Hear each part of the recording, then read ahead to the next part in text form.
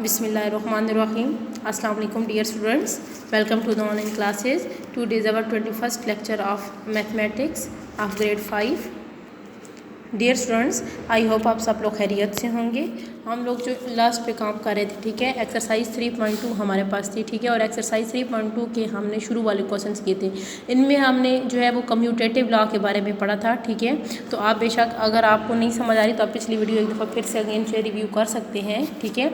तो हमारे पास जो है वो था कम्यूटेटिव लॉ। क्या था कि आपके पास वैल्यूज़ जो हैं लेफ़्ट हैंड साइड और राइट हैंड साइड पे सेम रहती हैं, जस्ट आपके पास उनकी सीक्वेंस जो है वो क्या हो जाती है, चेंज हो जाती है, ठीक है।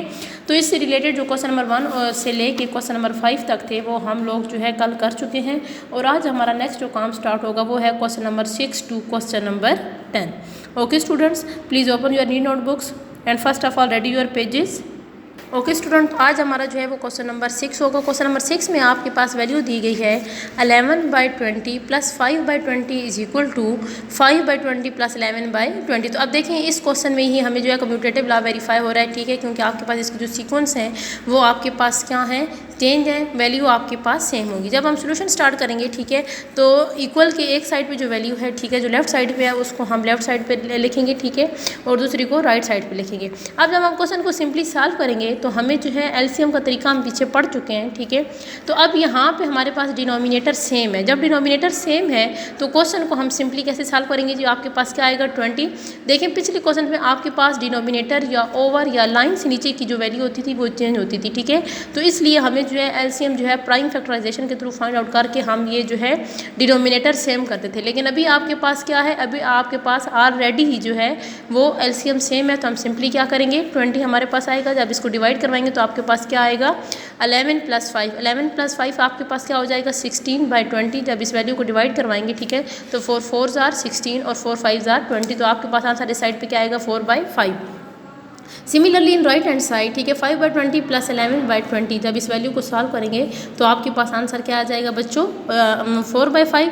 Left hand side is equal to right hand side, आपके पास आंसर सेम है, तो इट्स मीन कि यहाँ पर आपके पास कम्यूटेटिव लॉ जो है वो वेरीफाई कर चुका है। Similarly in question number 7 you have 3 values 3/8 plus 7/8 plus 5/8, ठीक है, और इक्वल की दूसरी साइड पे भी आपके पास इसी तरह से जो है वो वैल्यूज़ हैं। अब यहाँ पर चेंजिंग आपके पास जस्ट क्या आई है कि आपके पास ब्रैकेट जो है चेंज। तो बोर्ड में हमने ये पढ़ा था ना कि सबसे पहले हम ब्रैकेट को सॉल्व करते हैं, चाहे वो वैल्यू बेशक आपके पास एंड पे आती है या शुरू में आती है, ठीक है। तो अब यहाँ पर सबसे पहले हम क्या करेंगे, ब्रैकेट को सॉल्व करेंगे। 3/8 एज इट इज़ रहेगा प्लस 7/5 प्लस 5/8।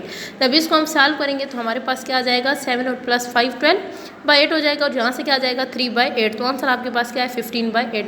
इस तरह से हम राइट हैंड साइड लेंगे, ठीक है। जब यहाँ लेंगे तो आपके पास ब्रैकेट पहले है, तो हम सबसे पहले ब्रैकेट को सॉल्व करेंगे। जब ब्रैकेट को सॉल्व करेंगे तो आपके पास क्या आ जाएगा 10/8 प्लस 5/8, ठीक है। सिंपली हमने एलसीएम लिया, सही है बच्चों। एलसीएम लेने का जो तरीका है वो हम पीछे एक्सरसाइज में जो है कर चुके हैं। 15/8। अब देखें आपके पास डिनोमिनेटर और नोमिनेटर जो हैं ये दोनों आपके पास चेंज है, क्योंकि नोमिनेटर में आपके पास ऑड नंबर है और डिनोमिनेटर में आपके पास इवन नंबर है, तो दोनों नंबर एक दूसरे पे कट नहीं हो सकते। दैट्स वाई 15/8 जो है वही आपके पास आंसर रहेगा। लेफ्ट हैंड साइड इक्वल है आपके पास राइट हैंड साइड के। आगे जी आपके पास क्वेश्चन नंबर 8। क्वेश्चन नंबर 8 है आपके पास 1/3 प्लस 2/3 प्लस 5/3, ठीक है। तो ये वैल्यूज़ अब इसमें भी ब्रैकेट्स जो हैं वो आपके पास चेंज है, ठीक है। तो सबसे पहले हम लेफ्ट हैंड साइड को सॉल्व करते हैं, ठीक है। 1/3 प्लस 2/3 प्लस 5/3, ठीक है। First of all we solve the bracket, तो आंसर आपके पास क्या आएगा जी 7/3, ठीक है। नेक्स्ट स्टेप पे फिर आपके पास जो बाहर वैल्यू थी ब्रैकेट से बाहर उसको भी हमने साथ सॉल्व करवाना था, ठीक है। जब उसको सॉल्व करवाएंगे तो आपके पास क्या वैल्यू आ जाएगी जी 8/3, ठीक है। Now we take the right hand side, ठीक है, एंड इन दिस साइड, ठीक है। First of all we solve the bracket. जब ब्रैकेट को सॉल्व करेंगे तो आपके पास क्या आ जाएगा 3/3 प्लस 5/3। तो 3 1s are 3 3 1s are, यहाँ से सिंपली आपके पास क्या रह जाएगा 1 रह जाएगा, ठीक है बच्चों। तो आपके पास यहाँ से क्या आ जाएगा 1 प्लस 5/3, ठीक है, और यहाँ आपके पास क्या आ जाएगा जब हम एलसीएम लेंगे तो यहाँ आपके पास क्या था 1 3s are 3 प्लस 5, ठीक है, और इक्वल जब आपके पास हम करेंगे तो इन दोनों को प्लस करके तो आंसर क्या आएगा 8/3। तो it's mean left hand side equal है आपके पास राइट हैंड साइड के, तो इट्स मीन कि यहाँ पर कम्यूटेटिव लॉ जो है वो हमारा वेरीफाई कर रहा है।